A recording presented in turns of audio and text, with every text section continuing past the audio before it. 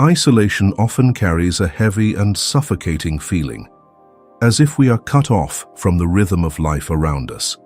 In those moments, it's easy to assume that the universe is turning its back, leaving us in silence and lost. However, according to Carl Jung, isolation is not a punishment or a mistake of fate. On the contrary, it is a sacred space to explore the deepest layers of the mind, a place where one must face oneself without distractions, without the masks of society. Jung believed that it is precisely in that silence that we can hear the voice of the collective unconscious, where ancient symbols and ancestral wisdom are preserved. That is the moment when the process of individuation begins, a journey back to one's true essence, surpassing the illusions imposed by society, to find the original self.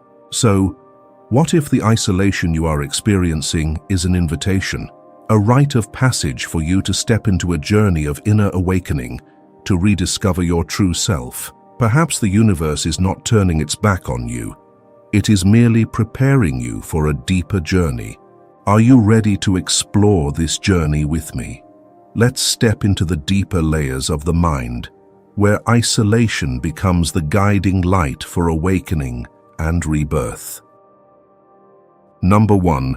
The meaning of isolation, according to Carl Jung. Isolation has always been a controversial topic, often associated with negative feelings such as loneliness, abandonment, or failure.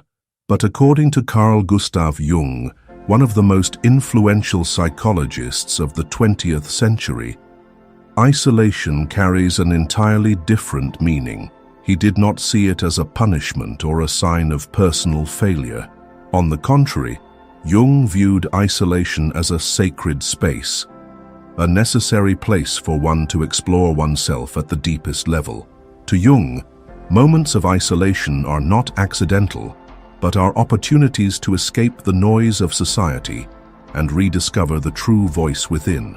It is the space where the process of individuation occurs, where one can connect with the deepest aspects of their soul, embracing both the light and the shadow within. Jung once mentioned that every experience we face has a profound purpose, especially isolation. In the collective unconscious, there exist archetypes that have been inherited through thousands of years.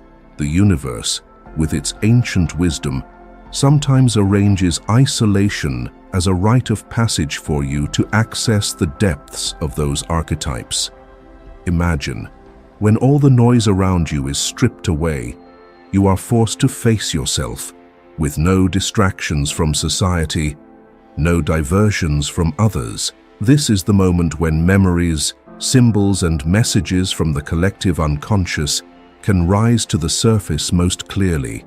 The universe does not isolate you to punish you, but to allow you to listen to the deep voice of the mind, which has been buried beneath the masks of the persona.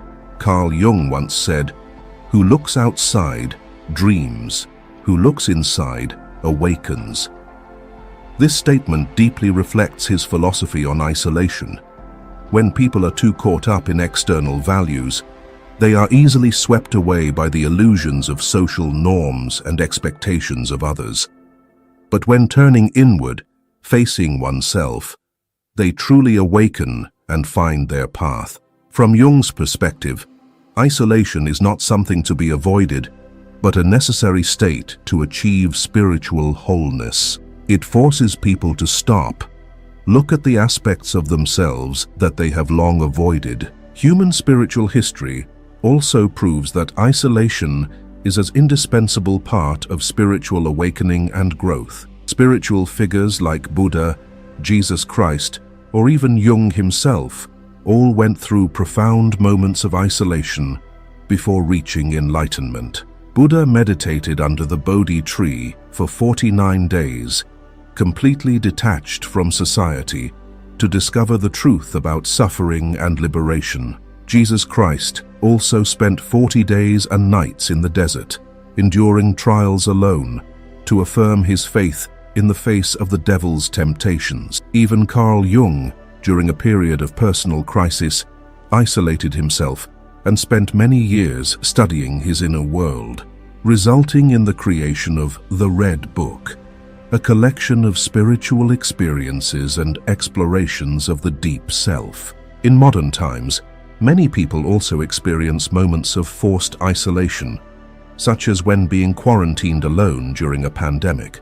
Initially, the silence and solitude make them feel uneasy and anxious. But gradually, in that silence, they realize the value of reconnecting with themselves. Thoughts and emotions that had long been overshadowed by the busyness of life gradually come to the surface. Without distractions, they begin to see themselves more honestly, understanding what truly matters in life.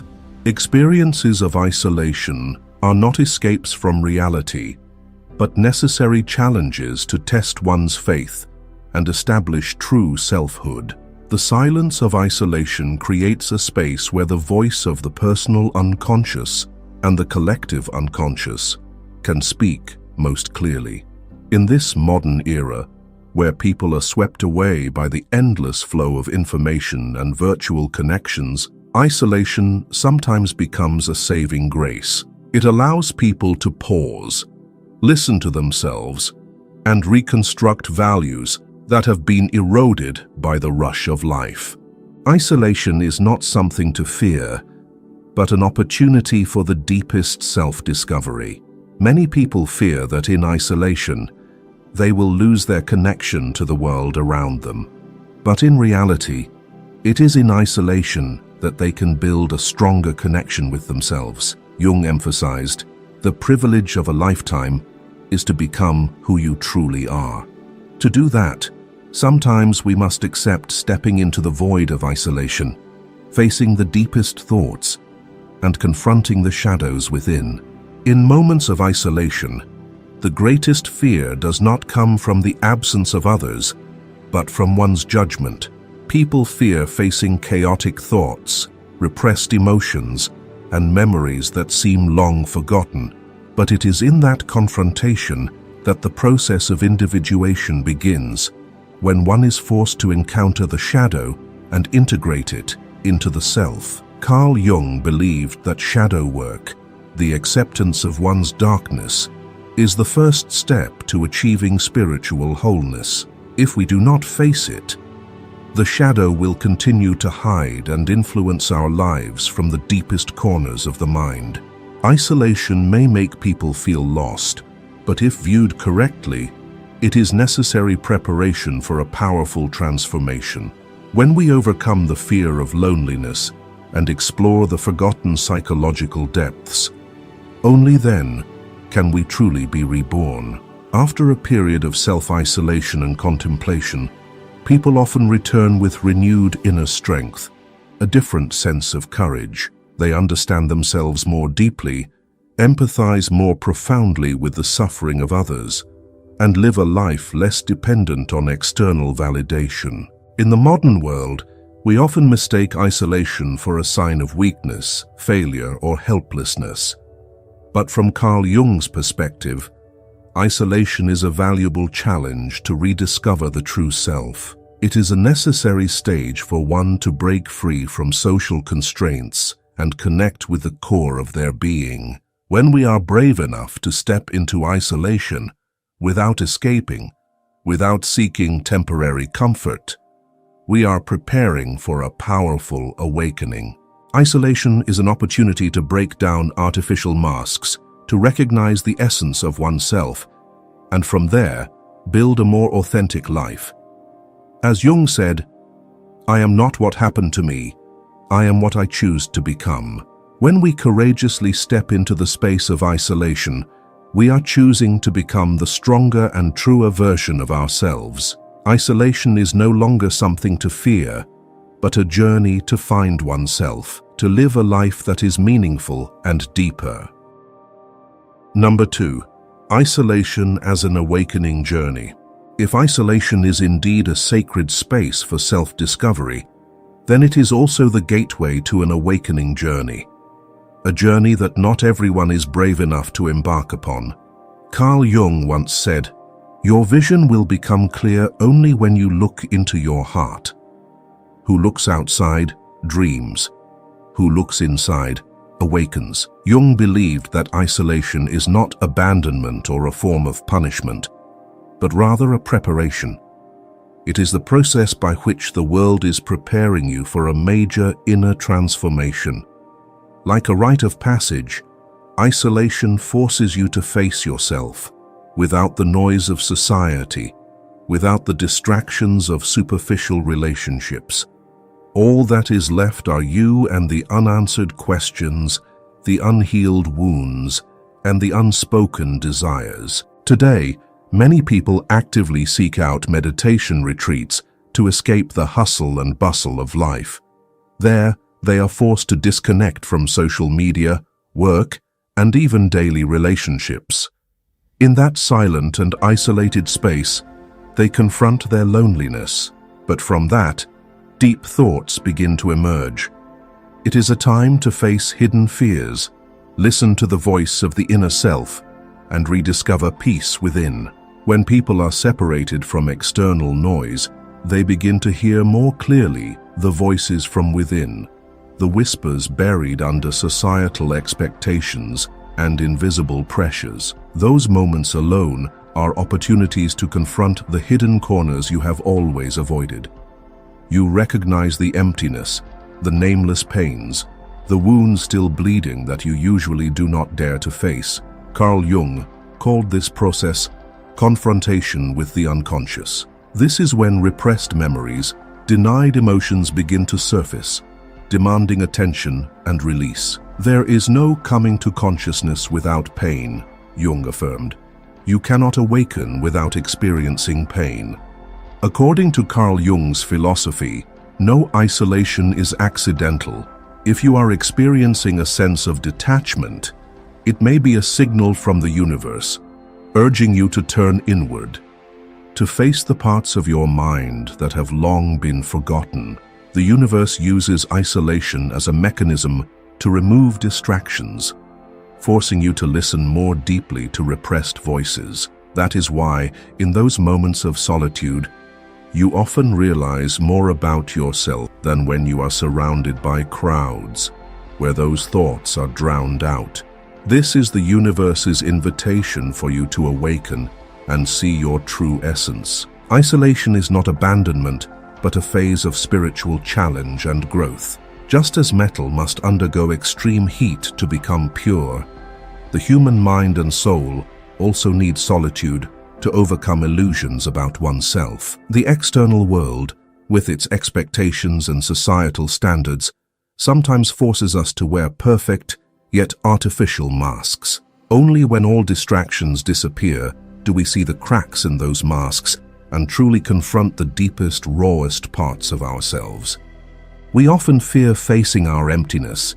We fear the silence, fear the feeling of being alone. But the truth, it is precisely in those moments that spiritual maturity begins. Carl Jung called this individuation, the process where one separates oneself from the expectations of society, family, and even self-imposed illusions to become an independent and complete individual. Jung once wrote, "Man cannot stand a meaningless life. If your life revolves only around satisfying others, if every thought and action is based on societal expectations, then that is not living. It is merely existing." Isolation opens the opportunity to break that cycle, to look back at life with more authentic eyes. The awakening journey is not a path paved with roses. It is a confrontation with the darkest parts of oneself, a process of peeling back layers of pretense, false beliefs that have been built up over the years. Isolation, if you are brave enough to face it, will become the greatest teacher, teaching you how to accept yourself wholly. As Jung once said, "I am not what happened to me. I am what I choose to become." You are the one who decides your awakening journey, and you are also the one who overcomes it, stronger, more authentic, and deeper than before. Isolation is an opportunity to break down artificial masks, to recognize your true nature, and from there, build a more authentic life. When all the noise around you fades away, you are left alone to face the questions. Who am I? What do I truly desire? Where does my value lie? Questions that, in the hectic pace of everyday life, you never have time to ponder. And it is precisely in that isolation that the answers begin to emerge, not from the outside, but from deep within, not from the constraints of prejudice, but from the liberation of inner freedom. Isolation is a test of the soul. It takes you to a place of uncertainty, of silence, of repressed fears, but it is also there that you find the truth about yourself, discover the values that no one can take away. Just as metal is forged in red-hot flames, isolation is the fire that tests gold, the purification of the dust-covered soul, so that its light can shine through. And when you overcome it, you not only awaken, but are also reborn. Carl Jung was right when he said, "Your vision will become clear only when you look into your heart. Only when you look inward do you awaken and see the path you need to take." After all, isolation is not abandonment. It is a gift from the universe, a journey for you to rediscover yourself, real, original, and stronger than ever before. So the last time you felt lonely, completely disconnected from the outside world, did you try to fill it with distractions? Or did you bravely sit back and face it? What arose when you were left alone with yourself? Number 3, the process of individuation and facing the shadow work. When isolation awakens the deepest hidden corners of the soul, it opens a door for you to step into a greater journey, the journey of individuation. This is not only the awareness of the self, but also the confrontation with the parts of you that you have once denied. The shadow. Carl Jung called this process individuation, a sacred rite to unite all the fragmented pieces of the mind, turning you into a complete and authentic individual.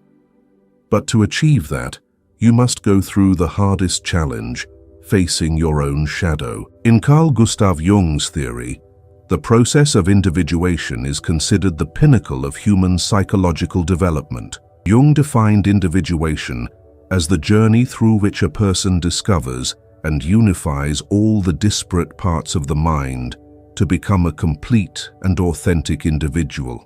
This is not an easy or automatic process. On the contrary, it requires profound confrontation with oneself, with the aspects that we often avoid or deny, the part that Jung called the shadow. Jung believed that as people grow, they gradually form a social mask, persona, which is a collection of qualities and behaviors that society accepts. This is the shell that we present to the outside world, but it is not the true self within. Traits that society considers weak, wrong, or non-conforming are suppressed into the unconscious. Carl Jung described it as, "The persona is that which in reality one is not, but which oneself as well as others think one is."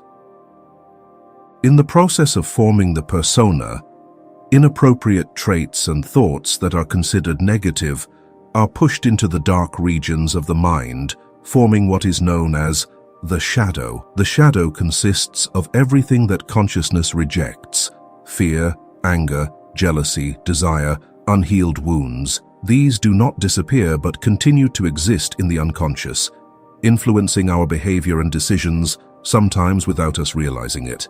Carl Jung once affirmed, "Till you make the unconscious conscious, it will direct your life and you will call it fate." Imagine a person who always appears confident and strong in front of others.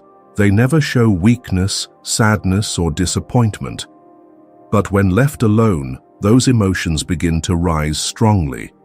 Repressed anger, fear of failure, or unhealed wounds gradually surface, sometimes manifesting as random outbursts of anger or strong reactions to seemingly ordinary situations. This is how the shadow operates.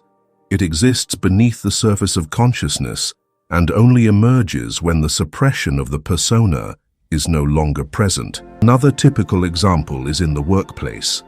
A person may always appear cheerful and friendly with colleagues, but when pressure mounts or when faced with personal failures, negative emotions like envy or resentment may arise. They may feel uneasy when colleagues are promoted or succeed, even if they outwardly seem happy for them.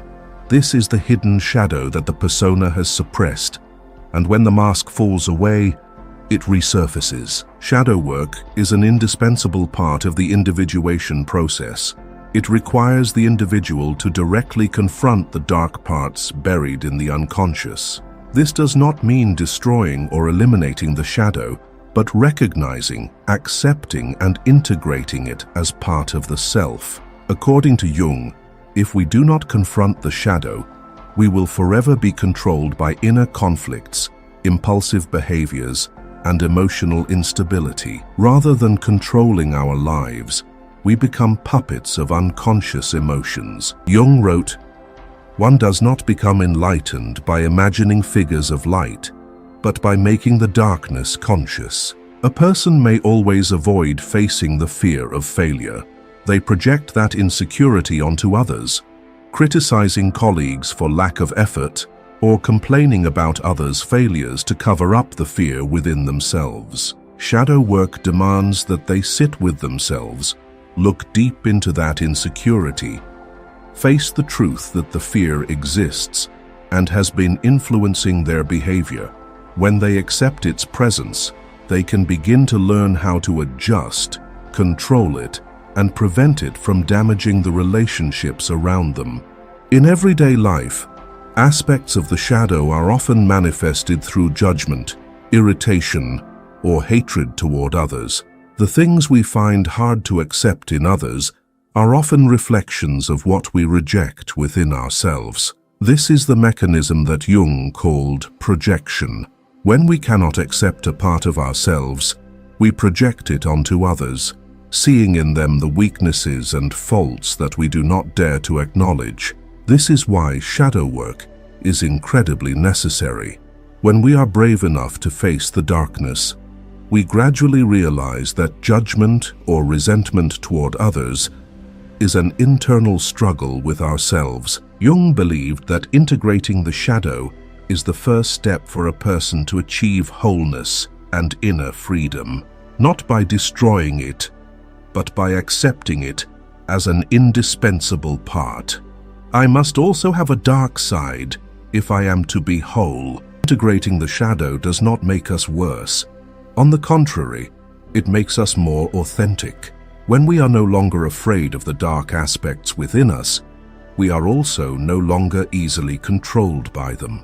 Instead of acting on unconscious impulses, we become more aware of our actions and decisions. Carl Jung believed that the process of confronting the shadow requires a space that is quiet enough and free from the distractions of society.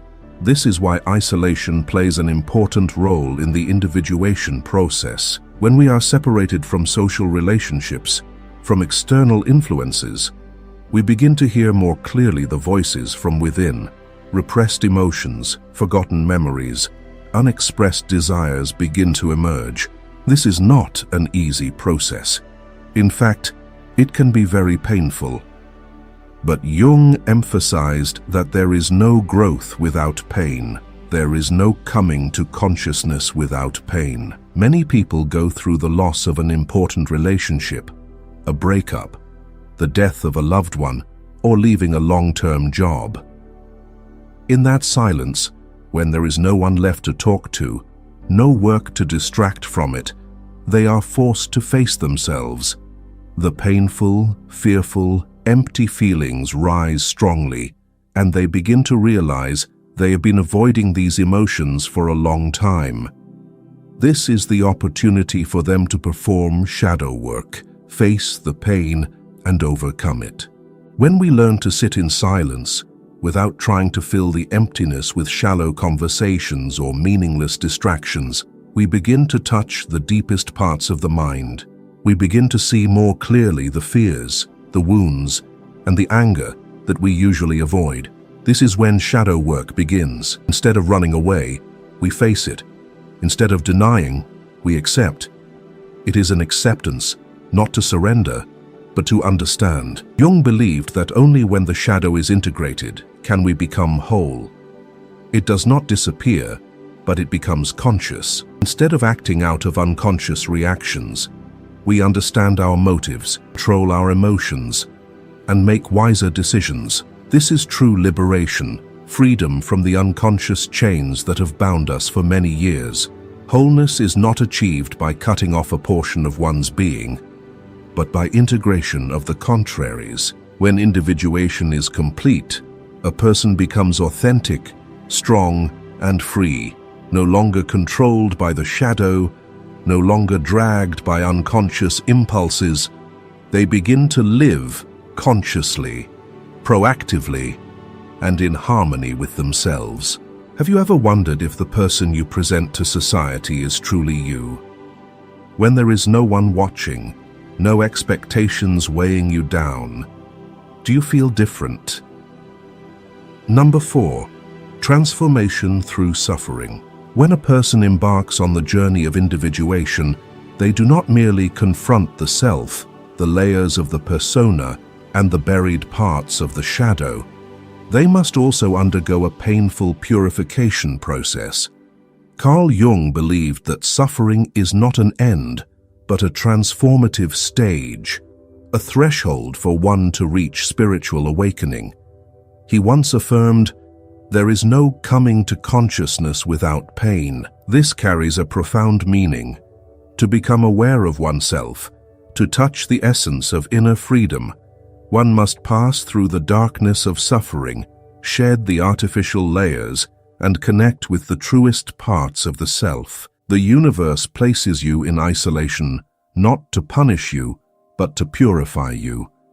Just as metal must be forged through fire, the soul needs isolation to remove the impurities of illusions and dependencies on society. This is how the universe prepares you, by taking away distractions, forcing you to confront the roughest aspects of yourself. Only when you overcome this isolation can you be strong enough to be reborn and live authentically with your true self. In Jung's philosophy, suffering is not merely misfortune, but purification. It is like metallurgy, where raw metal is burned in red-hot fire, impurities are burned away, and only the purest part remains. The human soul is similar. The pains of isolation are not destruction, but the process of shedding false layers, illusions about oneself that have accumulated over many years. When the disguises are burned away, the true self has the opportunity to emerge. Jung called this rebirth through suffering, a transformation that does not occur on the surface, but deep within the unconscious. Imagine a person who spends their entire life pursuing a career that society praises as successful. They build their image according to others' standards, striving to achieve accomplishments, status, and social recognition. But then a major event happens. They lose their job, go bankrupt, or lose a loved one. Suddenly, everything shatters, and the values they once believed in collapse. At first, it is an indescribable pain, a feeling of emptiness when there is nothing left to cling to. But this is also the moment they look inward, facing the genuine desires long suppressed, the dreams forgotten for the sake of pleasing others. When the mask of the persona is stripped away, the raw truth is exposed. That person begins to realize that they have never truly lived for themselves, but rather to satisfy the expectations of society. This is the purification that Jung emphasized. Suffering burns away illusions, allowing one to reach the most original core of oneself. Jung believed that only by passing through the darkness can one see the light of awareness and spiritual awakening. He called this process finding light in darkness. Often, we seek comfort and salvation from the outside, relationships, praises, or material achievements. But all of these are only temporary shells, covering the emptiness within. Jung once said, "Who looks outside dreams, who looks inside awakens." Many people, after experiencing major life events such as terminal illness, losing a loved one, or losing all their possessions, often share that they begin to see life differently. No longer obsessed with fame or material things, they find true meaning in simple things, genuine connections, inner peace, and the joy of simple existence. This is the transformation through suffering that Jung spoke of.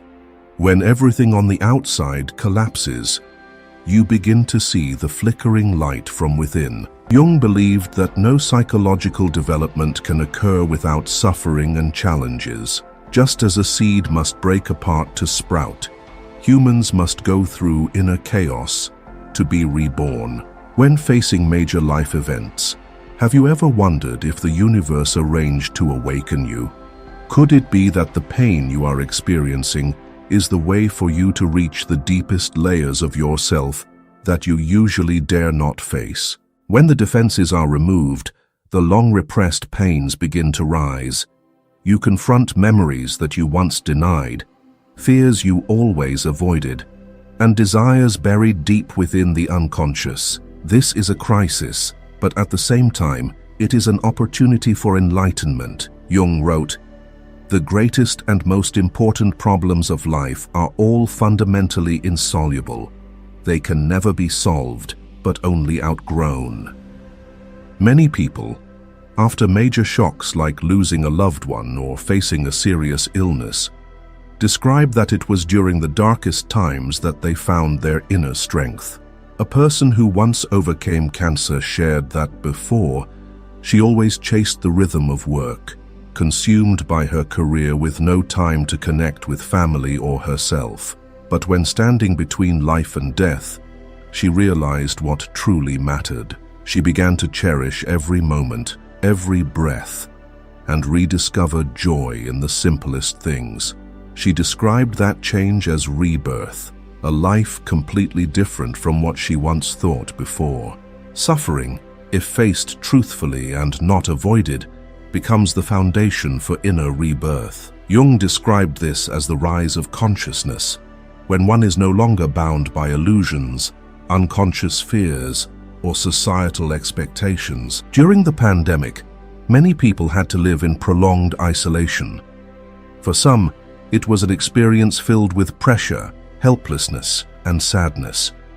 But some took that time to reflect, readjust their lifestyle, and find out what truly mattered. Some began writing journals, practicing meditation, or simply sitting silently to listen to their emotions. Surprisingly, when they dared to face isolation, they realized they were stronger, capable of self-healing, and learned to appreciate the simple values of life. Instead of being destroyed, they became more authentic, stronger, and more complete. Carl Jung once said, "The privilege of a lifetime is to become who you truly are." Only when you pass through suffering, face the darkness, can you find yourself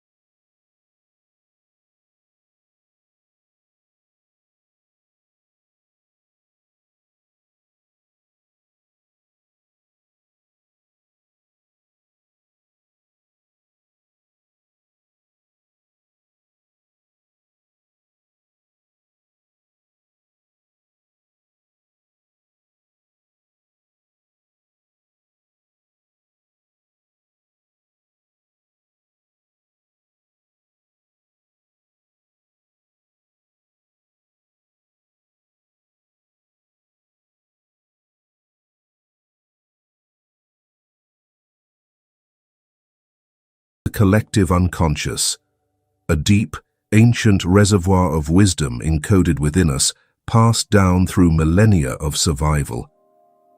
This inner compass warns us of danger long before logic can explain it. In other words, what we call intuition is not fantasy or paranoia. It's the soul's radar scanning beneath the surface. Our brain registers micro-expressions, tonal shifts, and subtle cues beyond conscious awareness. When you feel unsettled around someone, it's not random. It's recognition. A silent knowing deep within whispers, "Be careful." You've seen this before. It might be a fleeting look of contempt on their face, an empty smile, a trembling voice at the wrong moment. You can't quite articulate it, but you sense it. And this is where the danger lies. Most people yearning for social approval suppress that inner voice. They dismiss their intuition because it doesn't fit neatly into logic. But in doing so, they walk willingly into risk. One common question is, how do I distinguish between true intuition and mere paranoia? This difference is not small, it's critical. Real intuition is like a gentle stream, subtle, persistent, unshakable. It doesn't shout. It hums quietly beneath your awareness. Its clearest sign is how you consistently feel around that person. The same discomfort, the same constriction in your chest, and instead of fading, it grows stronger over time. Paranoia, in contrast, is chaotic and fragmented. It comes in bursts, sparking random suspicion toward various people without consistency. It fluctuates with your moods and circumstances, often reflecting internal fears rather than true warnings from the unconscious. Carl Jung taught that the unconscious perceives before the conscious can explain. And in this, his insight carries deep significance. Whenever an unexplained discomfort casts a shadow over your interaction with someone, it is not a random occurrence. But there's an even more troubling truth. Some individuals don't just emanate unease. They possess a strange ability to quietly, invisibly drain your energy without any overtly harmful act. This is what we will explore next. Because the most dangerous presence is not the one who attacks openly, but the one who gently infiltrates your spirit, disguised beneath a mask of connection. To understand Jung's warning, we must begin with how he viewed the human psyche. Jung believed none of us is as good as we think. We harbor primal drives for sex and power. We have brutal, aggressive sides that can deeply harm others, and we often deny our flaws and weaknesses. But what we deny doesn't disappear. It sinks into the unconscious and becomes what Jung called the shadow. In two of his key essays on analytical psychology, Jung wrote, "The persona is a complicated system of relations between individual consciousness and society. Fittingly enough, a kind of mask, designed on the one hand to make a definite impression upon others, and on the other to conceal the true nature of the individual. Everyone wears a mask, what Jung called the persona or social role, how we learn to behave, be proper, be pleasing. Jung outlined two phases of persona. The first is identification. Projecting a perfect personality outward is not dangerous, as long as one knows they are not what they portray. It becomes dangerous only if they forget this or become overly identified with the mask. That leads to the second phase, disintegration. When one's persona is disrupted, intentionally or accidentally, it leads to inner chaos and disorientation. In rare cases, a person may have multiple personas with conflicting viewpoints, what is known as dissociative identity disorder, often a result of trauma. If someone is unconsciously or excessively identified with their persona, the only way forward is recovery. Jung noted that this recovery may appear positive, but often involves hiding one's true self. That concealed part is what he called the shadow, the parts of ourselves we were once told must not exist. Anger, competitiveness, independence, the voice that longs to live authentically. Jung explained the creation of the shadow through a sociological lens. According to him, social norms shape personality by rewarding desirable traits and suppressing unacceptable ones. Expressing oneself or showing honest emotion is often seen as primitive and harmful to relationships or careers. For example, every profession comes with a characteristic personality. Society imposes specific behaviors, and professionals adapt by altering their presentation. These disowned traits don't disappear. They accumulate and become our shadow, the dark side of our character that can take over in moments of emotional eruption. This also feeds our social ambition. To be shaped by societal expectations, we must want to belong to society, to be accepted. In other words, the ego must be motivated to accept roles and follow rules. Human identity, then, is a kind of unspoken agreement between society and the self. Jung realized that the more prestigious the social role, the stronger the identification with the mask. This identification is driven not only by external pressure, but also by personal ambition and desire. For Jung, confronting one's shadow is a lifelong negotiation, part of self-education. It allows us to reclaim dormant qualities and be honest about who we are, what good we can do, and what harm we are capable of. The shadow, often seen as negative, also contains positive potential. It only becomes hostile when ignored or misunderstood. Now, take a moment to reflect. Since childhood, we've been praised for being good, obedient, not troublesome. But when we got angry, jealous, asserted ourselves, we were scolded and taught that such traits are bad. Over time, we learned to bury them deep. We thought we had overcome them. But no, they didn't disappear. They've simply been waiting to resurface. One might ask, isn't learning to restrain such primal urges a good thing? Yes. In society, we can't act impulsively like untamed animals. We need masks, we need roles, to get the job we want, the title we seek. But the danger lies in mistaking the mask for the self. Jung said, the shadow is not inherently bad. It includes suppressed awareness of our abilities too.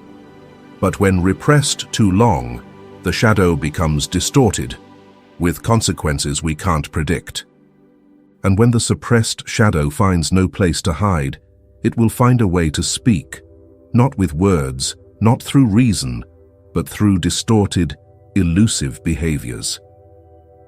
This is when we cross into another psychological layer, deeper, more dangerous, harder to detect. The rise of the shadow, the very danger Jung warned of with his words. Until you make your unconscious conscious, it will control your life, and you will call it fate. Sign 2. The rise of the shadow. The shadow rarely shows itself clearly.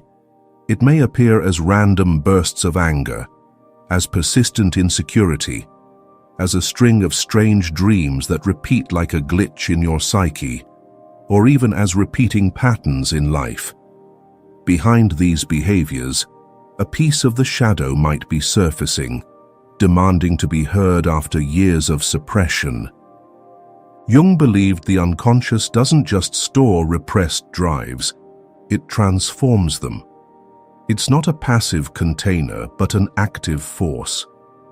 When a part of ourselves is denied, It doesn't lie dormant. It mutates and finds indirect, often destructive ways to express itself. The more it's suppressed, the more symbolic and irrational its emergence. Imagine this story: a mother who sacrifices everything for her children. The whole family praises her. She's called an angel. Then one day, when her child doesn't follow her wishes, she goes silent for a week. No joy, no rage, just a coldness that suffocates everyone. Outwardly, everything seems fine, but inside, there's a storm.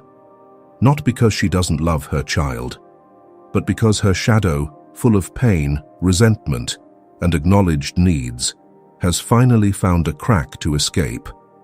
Or maybe you, always patient, always forgiving, always keeping peace in the relationship, never raising your voice, never complaining. Then one day they forget the small thing you asked for, and you burst into tears. Not because it was important, but because it was the last drop of hundreds of swallowed hurts, dozens of moments you felt ignored, and countless times you silenced your pain. And in that moment, you might blame yourself. Why did I react like that? Am I too sensitive? That's not weakness. That's the shadow screaming after years of neglect. So ask yourself, is there something you've been hiding inside? Have you ever overreacted, then felt guilty? Comment below if you've had a moment like that. Back to the shadow's outburst. Jung called this the projected shadow. When people don't recognize their darkness, they start seeing it in others. You criticize someone's temper, while you've spent a lifetime suppressing anger.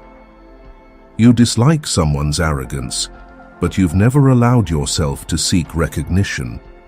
When ignored, the shadow begins to control us from within. It sabotages good relationships, traps us in cycles of insecurity, confusion, and emptiness.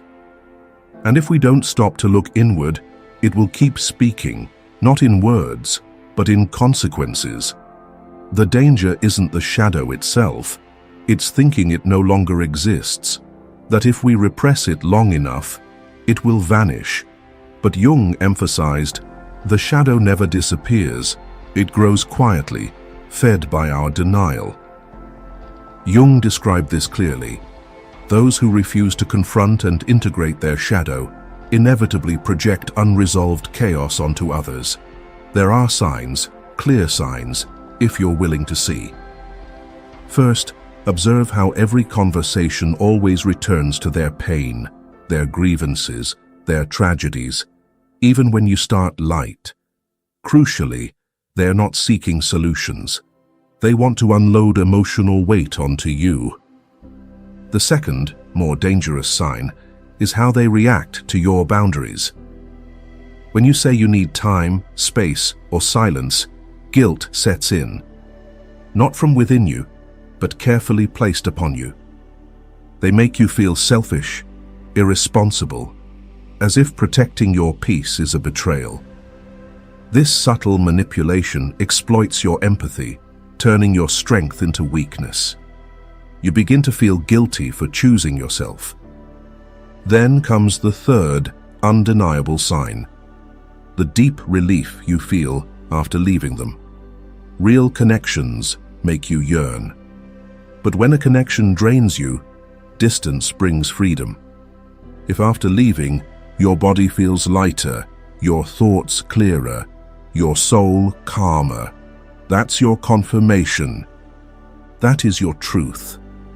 And understand this deeply. In most cases, these people don't mean harm. They don't know. They've never learned to face their vast emptiness, their unresolved wounds.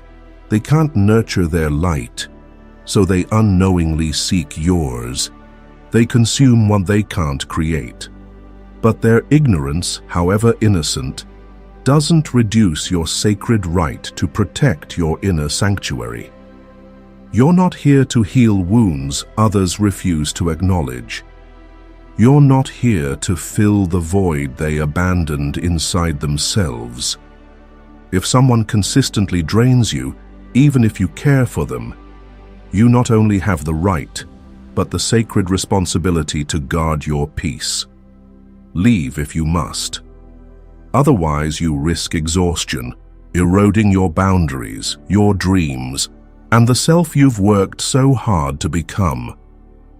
And this is the gateway to an even darker pattern, a deeper, more insidious form of entanglement. When someone doesn't just deplete your energy, but begins to erode your very grasp on reality. This is what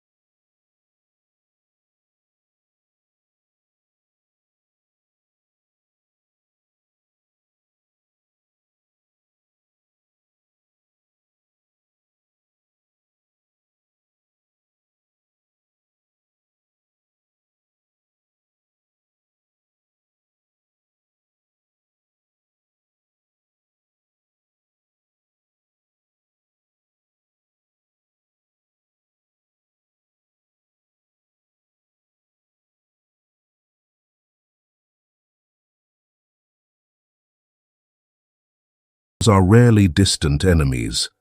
They're close, they're friends, family, people who sat at the table with you, smiling at your dreams, yet recoiling inside at your progress. So, how can you tell when someone secretly resents your growth because they believe they're better than you? The signs whisper before they shout. When you share good news, and it's met not with joy, but with a vacant gaze. When your plans receive not encouragement, but warnings and doubt. When advice makes you shrink rather than uplift you. Most telling of all, when your continued development seems to push them further away, as if your bright future is unbearable to them. The issue isn't that you're changing too much or moving too fast. It's that your growth disturbs unresolved shadows that they refuse to face within themselves.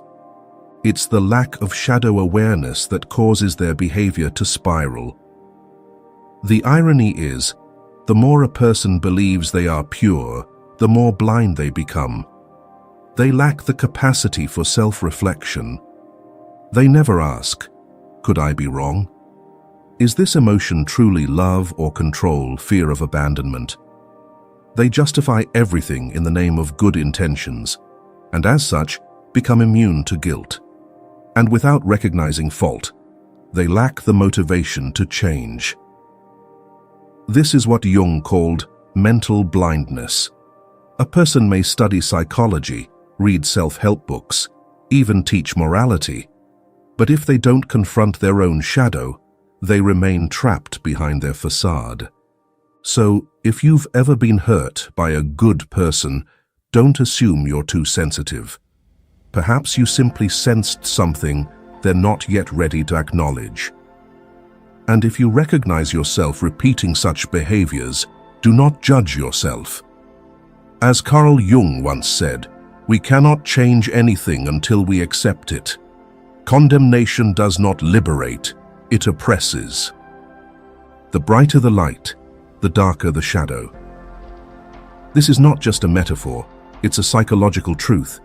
Many moral actions hide an unconscious motive: fear, fear of judgment, fear of not being loved, fear of inadequacy. And to defend against that fear, they build a perfect image. They don't allow themselves anger, afraid they'll seem mean. They don't say no, afraid of being selfish. They don't live authentically, afraid of rejection. So they do everything right, but it's right for validation, not from understanding. A person who suppresses their shadow may seem calm and serene, but inside, a different story is unfolding. Over time, the split between the outer persona and the inner truth builds tension that demands release. Sometimes it erupts as emotional outbursts. Other times, it leaks out as sarcasm, control, or covert cruelty disguised as concern. These people don't understand why they sabotage relationships or feel chronically dissatisfied. But the root is the same: an unacknowledged shadow. This becomes especially dangerous when paired with a certain illusion, one Jung believed to be even more sinister. The people Jung warned us about most weren't the openly hostile or violent. They were those who believed they were entirely good. When someone sees themselves as morally pure, spiritually superior, or inherently righteous, they often lose the ability to reflect on their actions. And this leads us to what Jung called the most dangerous sign in a person: the total denial of the dark side. Sign 4, the most dangerous sign: denial of the shadow. According to Carl Jung, the most dangerous trait in a person is a total lack of awareness of their own darkness. When someone refuses to acknowledge their capacity for wrongdoing, when they believe themselves incapable of anger, cruelty, or deceit, they become truly unpredictable. Jung believed it is not the presence of darkness that makes a person dangerous, but the refusal to recognize it. Those who are aware of their flaws are often more trustworthy because they understand the potential to hurt others and actively choose not to. But those who believe they have no shadow are blind to their own actions.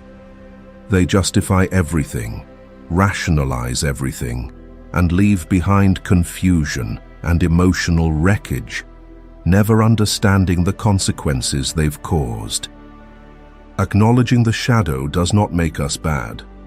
On the contrary, it makes us more responsible. A person who knows they are capable of anger learns to manage it. One who knows they could hurt someone becomes more mindful in how they speak. One who sees jealousy within them tries not to let it dictate their actions. This self-awareness is the foundation of real morality. Jung called it the first step on the journey of individuation, the process of becoming a whole person, no longer ruled by the unconscious parts of the psyche. But it is not easy to look into our own darkness. Most people avoid it because they fear that acknowledging it makes them bad. Yet Jung emphasized, "You are not what has happened to you. You are what you choose to become. You are not the worst things you've thought or done. You are the one who decides who you become next.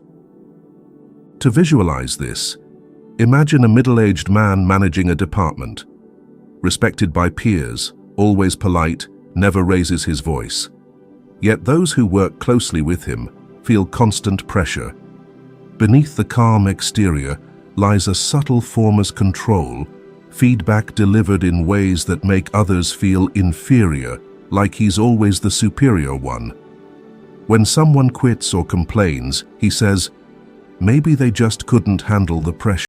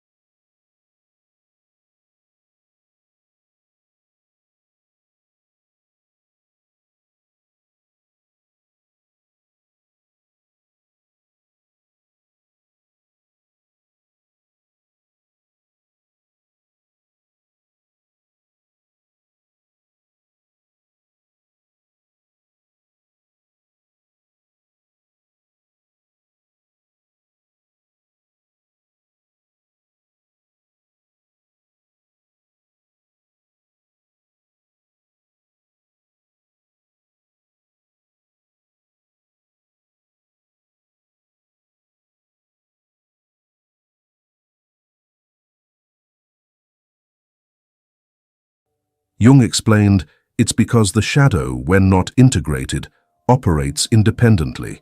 It finds secret outlets. When the dark side isn't acknowledged, it remains ungoverned.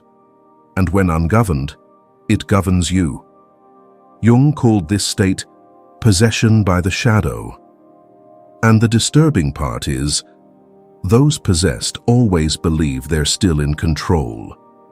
So the question becomes, how do we escape this? The first step is to pause. Observe yourself. Moments of overreaction, jealousy, or criticism. These are opportunities to ask, what part of me needs to be heard right now? The next step is acceptance. Don't deny it. Don't explain it away. Just say, I feel jealous. I feel angry. Let the emotion be present without judgment. Sit with it for 5 to 10 minutes. Breathe with it. Then, if it feels safe, try to speak that dark part aloud, responsibly. Draw the shadow as a creature. What shape would it take? What colors? What would it say to you? Name it. Naming helps you begin a relationship with what was split off. Jung defined individuation as the process of reintegrating those disowned parts of the self, especially the shadow, into a complete and authentic identity. It is not about erasing the dark, but learning. This, too, is part of me, and learning to live with it consciously. Individuation is not an event. It is a lifelong process, beginning the moment you ask, who am I, beyond all these roles I've been playing? This path demands radical honesty, not with others, but with yourself. Take someone who always feels abandoned in relationships.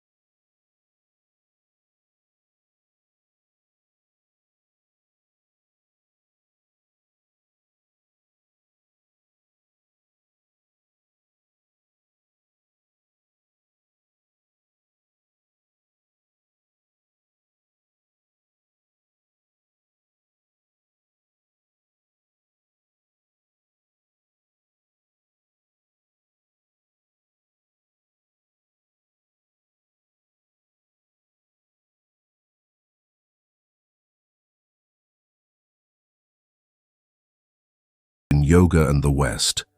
Only the man who goes through this darkness can hope to make any further progress. The darkness he referred to wasn't outside misfortune. It was the shadow within each of us, the place where our fears, wounds, shame, unspoken rage, and long-avoided memories reside. It is not easy to face. It makes us uncomfortable, confused, and sometimes ashamed of ourselves. And Jung also said, the encounter with oneself means first of all, the encounter with one's own shadow. The shadow is indeed a narrow passage, a narrow door, whose painful narrowness no one who descends to the deep source can avoid. However, one must get to know oneself to know who one is. Yes, once we face our shadow, we begin to see it for what it is, a mask we wear in certain contexts. This way, we can step out from behind it and still know how to use it when needed. If this reflection made something inside you stir, whether about others or yourself, leave a comment. I'd love to know what you're thinking. Perhaps your sharing will help someone else recognize themselves in these words. And if you found this meaningful, don't forget to subscribe and turn on notifications so you won't miss the next videos, each one crafted to help you understand the psyche, others, and most of all, yourself. Because understanding others is a journey, but understanding yourself, that is the real liberation.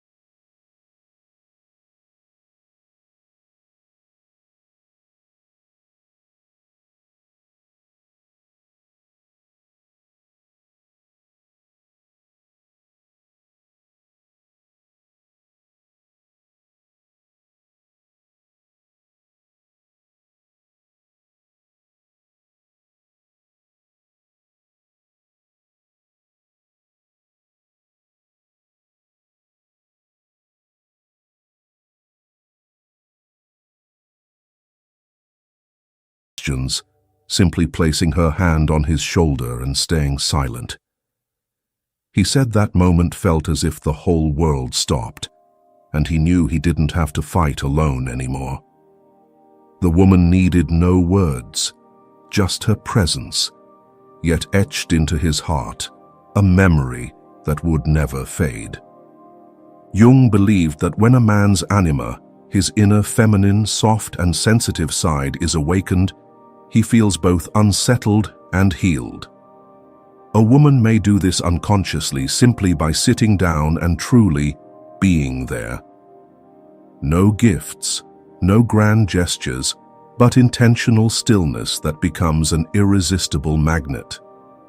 Think of a moment in your life. Has someone ever made you feel enough, only with patient eyes and silent acceptance? Those moments are not noisy, not dramatic, but they take root deeper than anything else. That is why, when you are fully present, you don't just give him an experience, you plant a seed of memory. And that memory may become a place his unconscious returns to, even when life carries him far away. Men do not forget, not because you were perfect, but because you gave them something too rare. The feeling of being truly seen. Carl Jung once wrote, "The meeting of two personalities is like the contact of two chemical substances. If there is any reaction, both are transformed." When you are fully present, you create that reaction, quiet yet strong enough to transform a man, making him feel different, deeper, more real. And strangely, this presence does not only make him obsessed with you, but also compels him to rediscover himself. He will remember the moment you looked into his eyes as if nothing in the world mattered more than that instant. He will remember the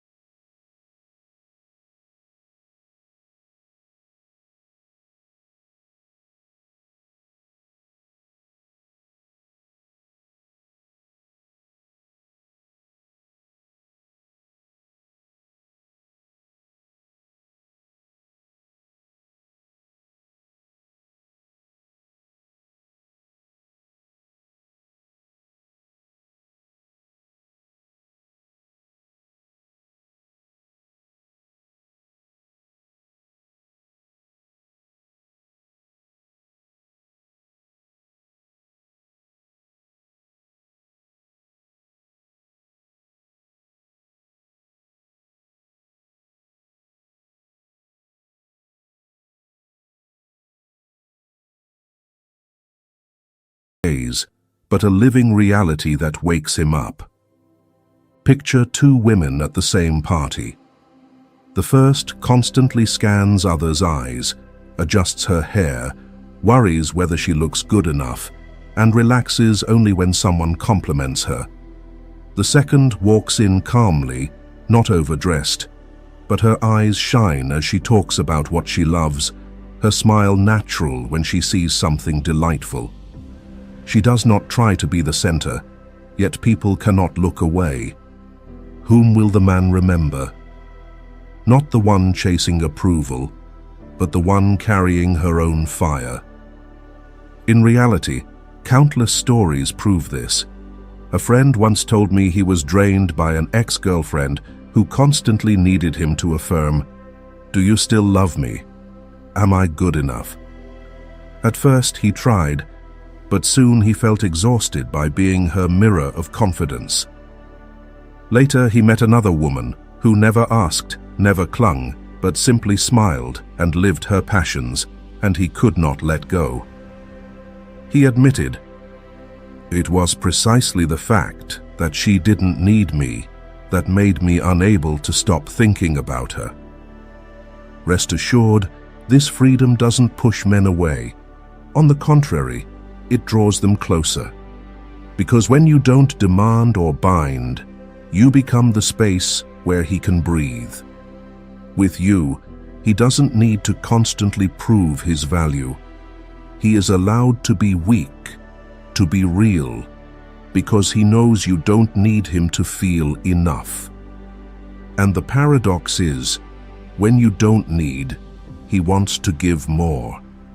If you've ever touched the power of inner freedom, comment with the word enough, a mark you leave for yourself today that you are already enough, even without anyone's approval. Number 3. When you dare to face the darkness without fear. Some people remain unforgettable not because they are always radiant, but because they can sit in their own silence.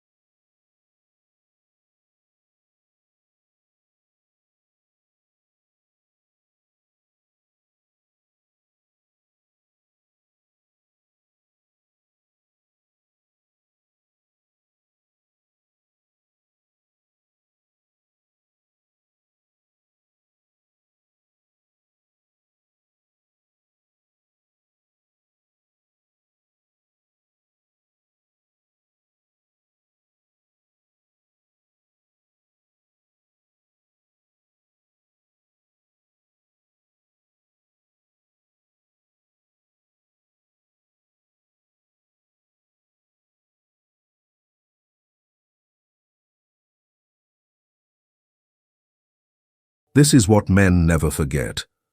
A woman who uses pain to manipulate may intoxicate him briefly, but a woman who dares to walk with her shadow stays in his memory forever.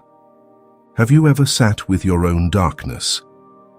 If one day you choose courage over avoidance, you will discover it is precisely your fragility that makes you irresistibly unique. Number 4. When you offer true listening. In a world where everyone wants to speak, listening becomes a rare gift. Most of us listen only to respond, to advise, or to wait for our turn.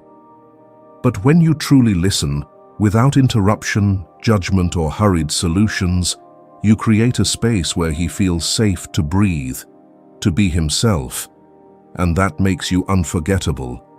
Jung believed the collective unconscious carries archetypes passed through generations. One of these is the mother, the image of shelter, understanding, and embrace. When you truly listen, you unconsciously awaken this archetype in him. Not as dependency, but as the primal warmth everyone longs to return to. And once touched by this energy, he will never forget, because it is so rare in a noisy, competitive world. Picture a man after a long day, out there forced to fight, prove, achieve. But with you, he finds you don't ask, "Why aren't you stronger?" or say, "You should do this, that." You just sit, look into his eyes, and listen with your full presence. In that moment, his armor falls. He doesn't need to be the warrior, the hero, just a human who can sigh and confess. That experience imprints in his memory, making you unforgettable. Literature portrays this too. Think of Sonia in Dostoevsky's Crime and Punishment. She doesn't give lofty advice to Raskolnikov, nor preach about right and wrong. She simply sits,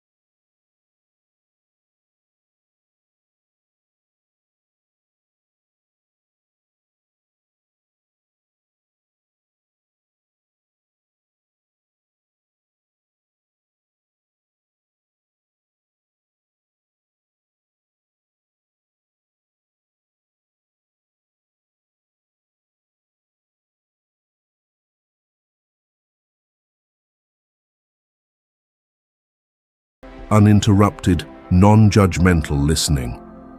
Leave your guess in the comments and see what others think. Number 5. When you keep a touch of mystery. There are moments when he looks at you and knows he hasn't fully understood. Though you've been together, talked, shared days, there remains a silence in your gaze, a fleeting closure of your smile, making him feel like a traveler before an unopened door. That sense of never enough makes you a tender, unforgettable obsession. Mystery is not cold silence, nor a game of guessing. It is like a garden you keep for yourself, where only you know what blooms, and no one enters unless invited. A man senses this freedom unconsciously, and because he cannot wholly possess, he desires to stay longer. Jung pointed out that mystery reaches deep into the collective unconscious. The unexplored always awakens imagination, stirs conquest, and inspires reverence. A woman who keeps her depths doesn't try to play, nor build walls.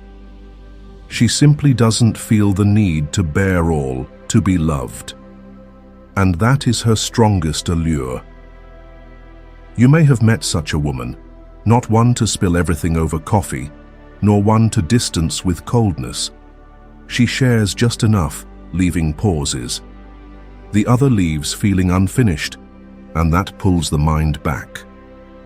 The more they want to understand, the more they realize there are hidden layers, and curiosity becomes the invisible bond. Mystery makes you like a classical symphony with many layers. However often he listens, hidden notes still surprise. Thus, he never tires. And like music, Your beauty isn't in being fully understood, but in always leaving something more to explore. Men don't forget you because you reveal everything, but because you dare to keep part hidden. Like Da Vinci's Mona Lisa, her half-smile captivates not for perfection, but for being unresolved. That hidden piece is what keeps your memory alive in his mind long after time.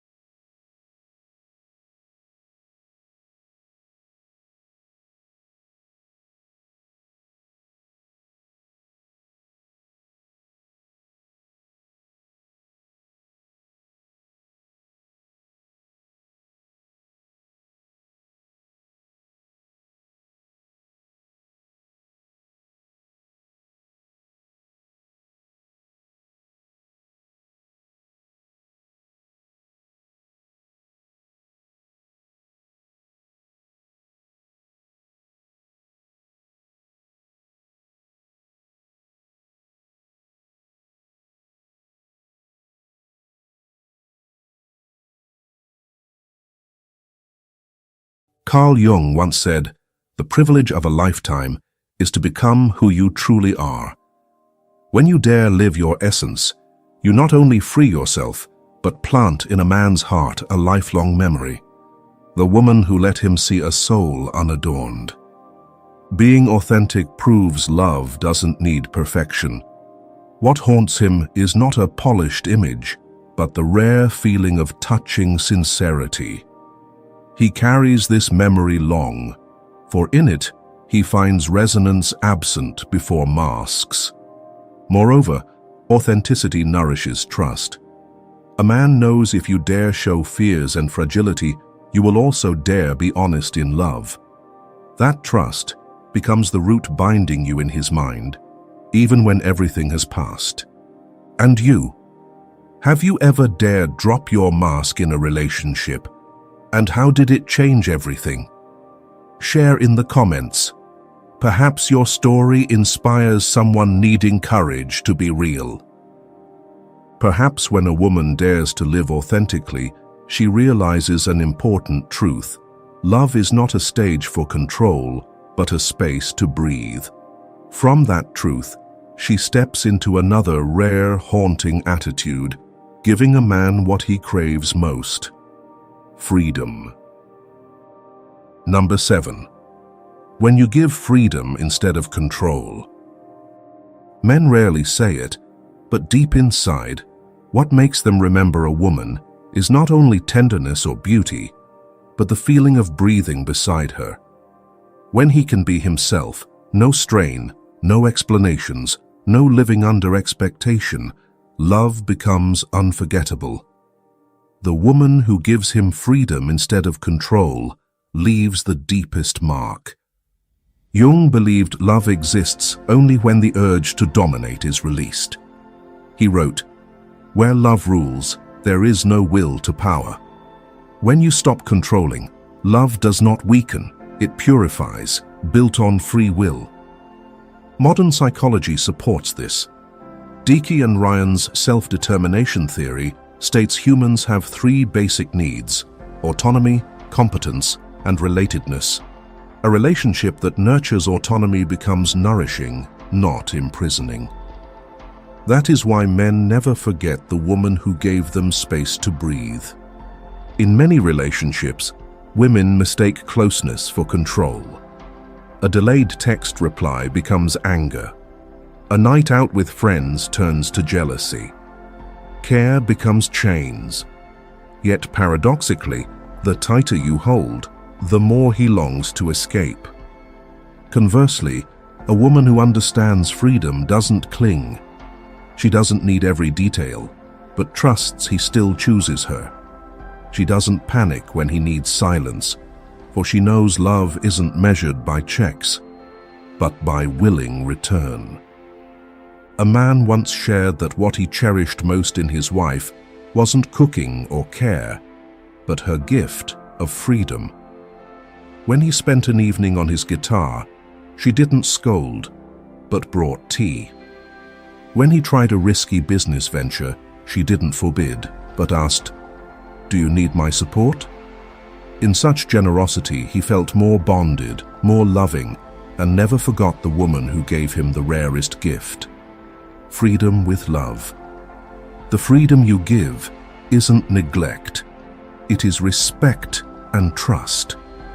You are strong enough not to make him the center of your life, and that makes him want to stay.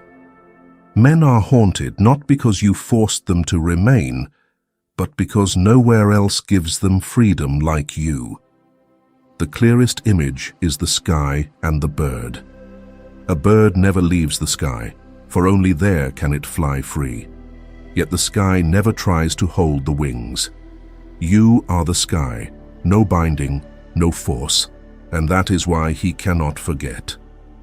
When you don't try to keep, you keep most.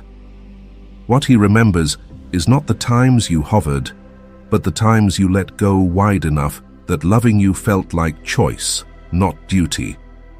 And the fascinating part, freedom lets love breathe, but your unique light is what keeps his eyes, light not from permission, but from daring to shine. Number 8. When you dare to shine without permission. Some women enter a room, and before they speak, the air changes. Not because they are the most beautiful, nor the loudest, but because they carry a light that asks no permission to exist. Not a showy light, but one radiating naturally from daring to live true to essence, talents, dreams. Men cannot forget such women, for they awaken a deep longing to live fully. Jung called this individuation, the process of becoming oneself. Before a woman who dares shine, not because allowed but because it is natural, he feels both admiration and unease. Admiration for her courage to live what he longs for, unease because her light exposes limits he hasn't crossed. That paradox, yearning and discomfort, makes her haunting. The shining woman sends an unconscious message: "I don't need you to define my worth." This hits hard, for men long conditioned to lead, protect. Meeting a woman confident in her own light, they feel relief not having to carry all, yet overwhelmed by the question, "Am I truly living fully?" Many women fear shining is selfish.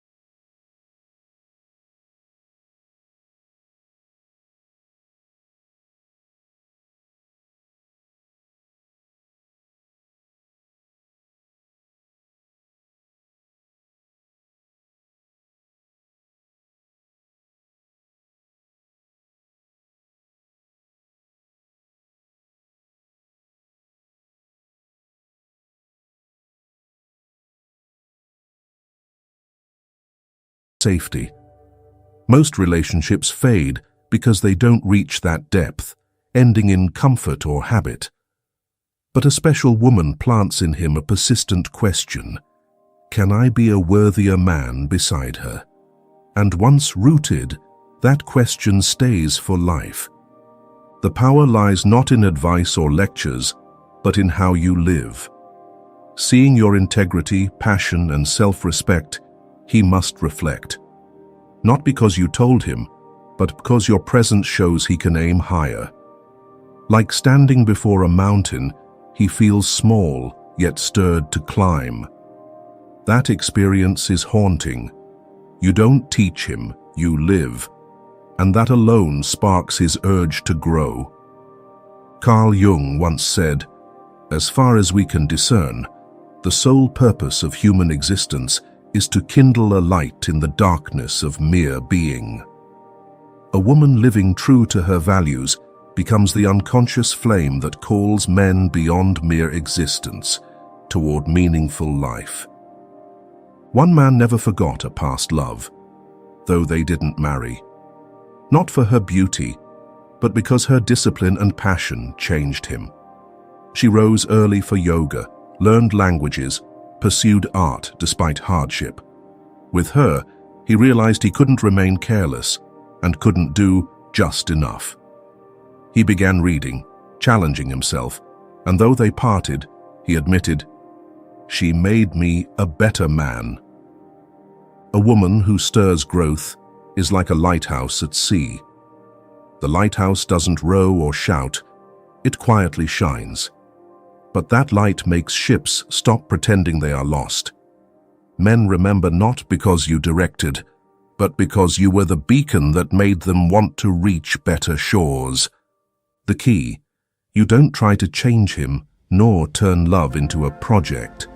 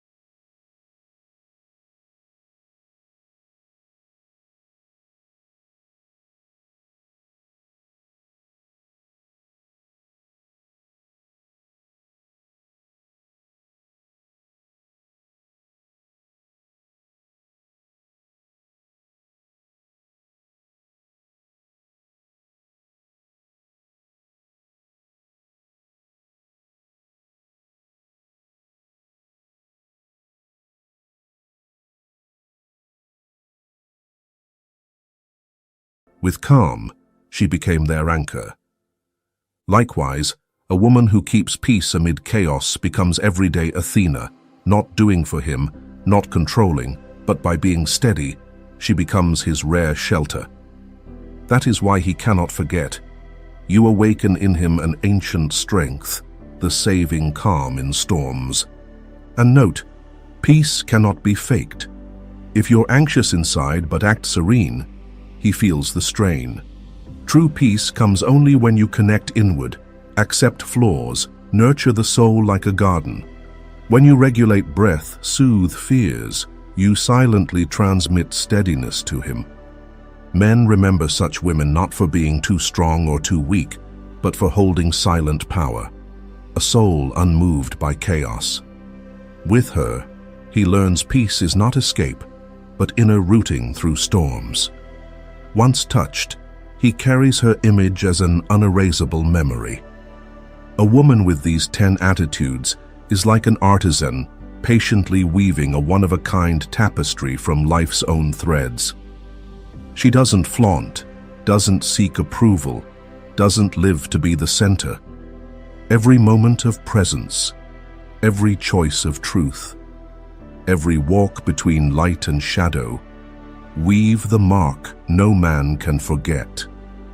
What makes a woman a lifelong obsession isn't fleeting beauty or tricks of possession, but her true essence nourished by freedom, peace, and courage. If you ask, how do I become unforgettable?